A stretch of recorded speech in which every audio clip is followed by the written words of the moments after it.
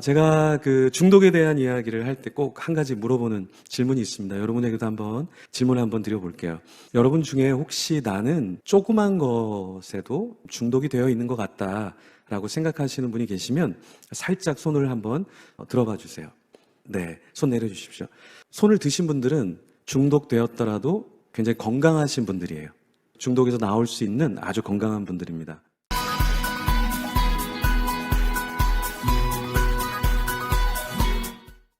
근데 내가 중독된 것 같은데 손을 들까 말까 하신 분들 있죠. 이런 분들을 우리가 심리학적 전문 용어로 그지 같은 인간 이렇게 이야기를 합니다. 문제는 뭐냐면 내가 중독자입니다를 고백하면 내가 더 깊이 중독으로 가지 않고 나에게 문제가 있다라는 것을 생각하면서 빠져나오려고 하거든요.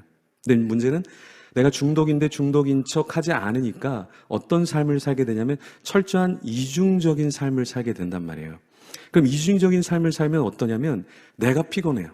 그리고 주위 사람들이 피곤하게 되고 모두가 다 상처를 입게 됩니다. 한국에 중독 인구가 얼마나 되는지 아세요? 제가 사단법인 청소년 중독 예방본부 선교회 공동대표도 하고 또 주 강사로도 활동을 하고 있고 중독에 관한 책도 몇 권을 썼는데요. 한국에서 중독에 관련된 교수님들 같이 이제 모여있는 모임도 있고 이렇게 활동을 하고 있는데 모두가 다 동일하게 이야기하는 것은 우리나라의 중독 인구가 약 1,000만 명 정도 된다 이렇게 보고 있어요. 그러니까 한 가정에 1명 정도는 중독자일 수 있다라는 겁니다. 우리나라의 인터넷물 중독자를 우리가 한 250만 명 정도로 보고 있고요. 술 중독자가 한 210만 명 이상, 그리고 도박 중독자가 210만 명 이상, 성 중독자가 한 200만 명 이상이 됩니다. 도시 하나 전체가 다 성 중독자라 할 만큼 굉장히 많은 성 중독자들이 우리나라에 있고요. 그리고 마약 중독자가 50만 명 정도 되는데요. 최근 통계에 의하면 53만 명 정도 됩니다.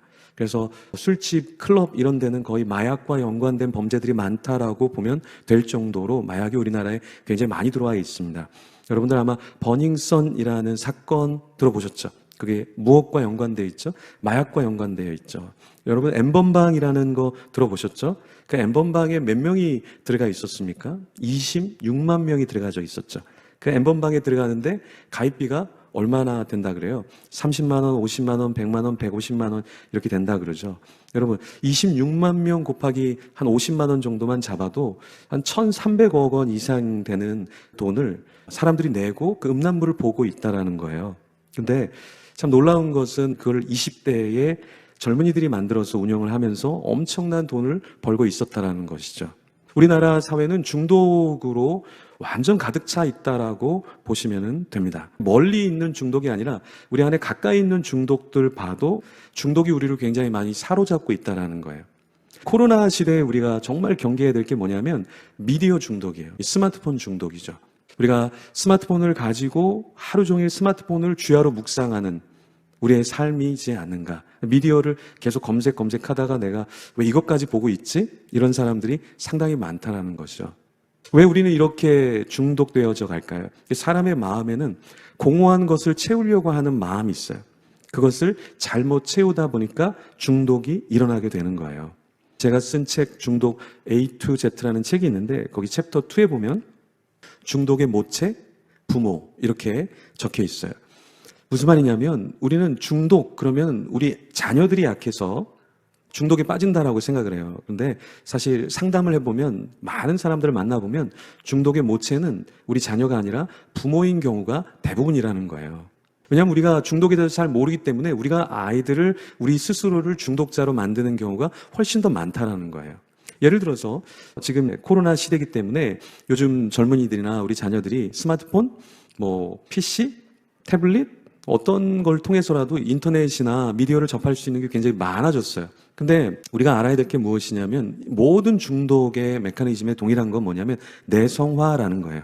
이 내성화가 일어나면 나중에는 브레이크가 없는 전차가 되는 겁니다. 처음에는 우리 자녀들이 예를 들어서 게임을 한 30분 정도 하면 기분이 되게 좋죠. 왜냐하면 이 중독이라는 것은 뇌와 관련되어 있잖아요. 도파민이 쏟아지잖아요. 기분이 좋아지잖아요. 처음에 30분 했을 때는 만족도가 있죠. 그런데 내성화가 일어나면 그 다음에는 1시간 해야 돼요. 2시간 해야 돼요. 3시간 해야 돼요. 왜 그럴까요? 자꾸 내성화가 일어나면서 더 강한 것이 와야 돼요. 그리고 더 긴 시간과 양이 채워져야만 만족하기 시작한단 말이에요. 그래서 우리가 자녀들에게 하나님의 말씀을 주는 게 아니라, 책을 주는 게 아니라 자꾸 미디어를 손에다가 쥐어주면 나중에 이 친구들이 미디어가 없이는 밥도 못 먹어요. 친구도 안 만나러 가고요. 미디어만 있으면 되는 그 삶을 살게 된다라는 거예요. 그래서 부모님들이 그래요. 목사님, 우리 애가 제가 있는 데서만 게임을 하는데, 그렇죠. 왜냐하면 하나님은 용서를 해주셔도 우리 엄마는 용서를 안 해주는 걸 알기 때문에 엄마 앞에서는 1시간만 하는 거예요. 그 다음에는 어디 가서 할까요? PC방에 가서 하게 되는 거죠. 아니면 보이지 않는 곳에서 밤에 하게 되는 거죠. 그러면 대부분 어떻게 되냐면 나중에는 하다 안 하다가 더 하고 싶다가 이게 폭증이 되면서 중독에 빠지게 되는 겁니다. 한 친구를 이렇게 상담하는데 대학생인데 게임 중독이라는 거예요. 대학생 때 게임 중독자가 된 줄 알았더니 중학교 때부터 이미 게임을 하고 있었던 거예요. 몰래 양을 늘렸던 거죠. 나중에 대학생이 돼서는 학교도 가지 않고 아무런 사람들도 만나지 않고 게임에만 올인하고 있었던 거죠. 이 친구를 어떻게 고칠 수 있을까요? 게임하는 사람들, 중독자들은 어떻게 고치냐면 자기 스스로 뭔가를 할 수 있게끔 만들어줘야 돼요. 그래서 돈을 주면서 생활을 할 수 있게 하는 게 아니라 대학생이니까 직접 벌어서 먹을 수 있도록 해야 됩니다 라고 얘기를 해줬죠. 자기가 이제 뭔가를 일을 해서 먹고 살려고 하니까 편의점에 가서 일을 하면서 1시간 만에 주저앉은 거예요. 왜 주저앉았을까요? 게임이나 도박이나 이런 걸 오랫동안 한 1년 이상만 계속해도 그 안에 있는 근육들이 다 빠져나갑니다. 1시간을 못 서 있었던 거예요. 자기도 깜짝 놀라고 사장님도 깜짝 놀라고 부모님도 깜짝 놀라고. 근데 제가 그때 뭐라고 말씀드렸냐면 다시 보내야 됩니다. 그래서 그 다음에 피자집에 가서 일을 하게 됩니다. 근데 피자집에 가서도 쉽진 않았지만 잘 견뎌내고 지금은 공무원 준비를 하고 있어요.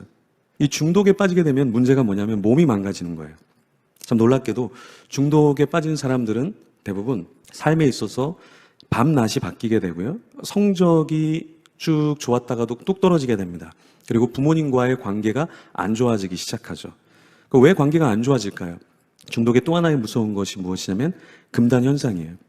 계속해서 게임을 하려고 하는데 그 게임을 멈추는 순간 누구에게 화살이 돌아갈까요? 누구를 공격하려고 할까요? 그 부모를 가만두지 않고 자기를 멈추려고 하는 사람을 가만두려고 하지 않는다라는 거예요. 그래서 중독에 빠지면 빠질수록 이 성격이 조금씩 바뀌어져 갑니다.